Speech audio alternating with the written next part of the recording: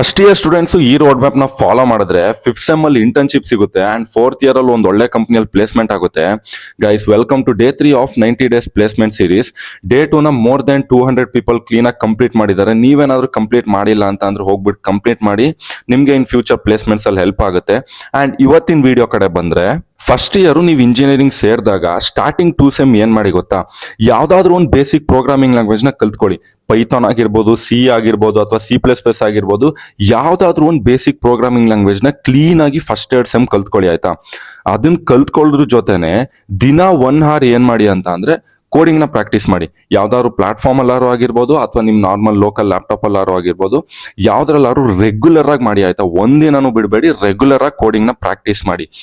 And coding practice ಮಾಡ್ತಾ ಮಾಡ್ತಾ ಅದನ್ನ ಯಾವ್ದ್ರಲ್ಲಿ ಅಪ್ಡೇಟ್ ಮಾಡಿ ಅಂತ ಅಂದ್ರೆ, ಗಿಟ್ ಮತ್ತೆ ಗಿಟಬ್ ಅನ್ನೋ ಒಂದು ಪ್ಲಾಟ್ಫಾರ್ಮ್ ಬರುತ್ತೆ.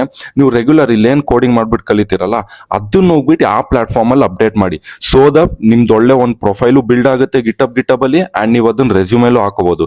ಇಷ್ಟನ್ನ ಸ್ಟಾರ್ಟಿಂಗ್ 2 ಸೆಮ್ ಮಾಡ್ಬಿಟ್ಟು ಮುಗಿಸಿ, ಆಯ್ತಾ. ಅಂಡ್ ಸೆಕೆಂಡ್ ಇಯರ್, ಥರ್ಡ್ ಮತ್ತೆ ಫೋರ್ತ್ ಸೆಮ್ ಏನ್ ಮಾಡಿ ಗೊತ್ತಾ, DSA ನ ಸ್ಟಾರ್ಟ್ ಮಾಡಿ. ಈಗ ಫಸ್ಟ್ ಇಯರ್ ಅಲ್ಲಿ ಯಾವ ಸಿಂಪಲ್ ಪ್ರೋಗ್ರಾಮಿಂಗ್ ಲ್ಯಾಂಗ್ವೇಜ್ ಕಲ್ತಿರ್ತೀರಲ್ಲ, ಇದರ್ ನೀವೇನಾದ್ರು C++ ಜಾವನ ಫಸ್ಟ್ ಸೆಮ್ ಅಲ್ಲಿ ಕಲ್ತಿದ್ರಿ ಅಂತ ಅಂದ್ರೆ ಅದ್ರಲ್ಲೇ DSA ಸ್ಟಾರ್ಟ್ ಮಾಡಿ.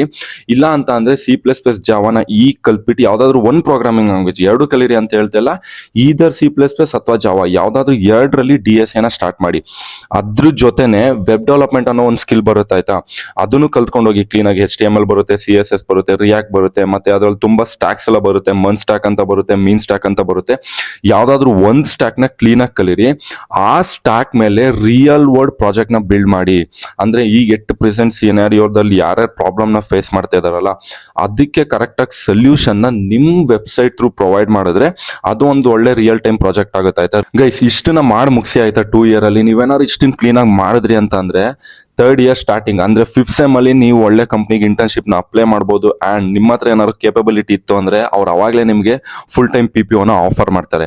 ಅಂಡ್ ಇದನ್ನ ಮಾಡೋದ್ರ ಜೊತೆನೆ ನಿಮ್ದು ಒಳ್ಳೆ 8+ CGPA ನ whole throughout first year maintain ಮಾಡ್ಕೊ ಬನ್ನಿ. ಯಾಕಂದ್ರೆ ನೀವೇನಾದ್ರು ಥರ್ಡ್ ಇಯರ್ ಬಂದ್ರಿ ಅಂತ ಅಂದ್ರೆ ಅದನ್ನ ಮೇಂಟೈನ್ ಮಾಡೋದಕ್ಕಾಗಲ್ಲ, ಆಯ್ತಾ. ಅಂಡ್ ಕೋಡಿಂಗ್ ಕ್ಲಬ್ಸ್ ಇರುತ್ತಲ್ಲ ನಿಮ್ ಕಾಲೇಜಲ್ಲಿ, ಅದಕ್ಕೆ ಜಾಯ್ನ್ ಆಗಿ. ಅಂಡ್ ಹ್ಯಾಕಥಾನ್ಸ್ ಬರ್ತಾ ಇರುತ್ತೆ ಪ್ರತಿ ಸೆಮ್, ಅದಕ್ಕೆ ಕಾಂಪೀಟ್ ಮಾಡೋದಕ್ಕೆ ಬಿಡಬೇಡಿ, ಅದಕ್ಕೆ ಕಾಂಪೀಟ್ ಮಾಡಿ. ಅಂಡ್ ಫಸ್ಟ್ ಹೋಗ್ಬಿಟ್ಟು ನಿಮ್ ಲಿಂಕ್ಡ್ಇನ್ ಪ್ರೊಫೈಲ್ ನ ಕ್ರಿಯೇಟ್ ಮಾಡ್ಕೊಳ್ಳಿ. ಯಾಕಂದ್ರೆ ನಿಮ್ HR ಬಂದ್ಬಿಟ್ಟು ಫಸ್ಟ್ ನೋಡೋದೇ ನಿಮ್ ಲಿಂಕ್ಡ್ಇನ್. ನೀವೇನಾದ್ರು ಲಿಂಕ್ಡ್ಇನ್ ಅಲ್ಲಿ ಇಲ್ಲ ಅಂತ ಅಂದ್ರೆ ಅವ್ರು ನಿಮ್ನ ಪಕ್ಕ ರಿಜೆಕ್ಟ್ ಮಾಡ್ತಾರೆ. ಅಂಡ್ ಗೈಸ್, ನಾಳೆ ಬಂದ್ಬಿಟ್ಟು DSA ಗೆ ಯಾವ ಪ್ರೋಗ್ರಾಮಿಂಗ್ ಲ್ಯಾಂಗ್ವೇಜ್ ಬೆಸ್ಟ್ ಅಂತ ಹೇಳ್ತೀನಿ.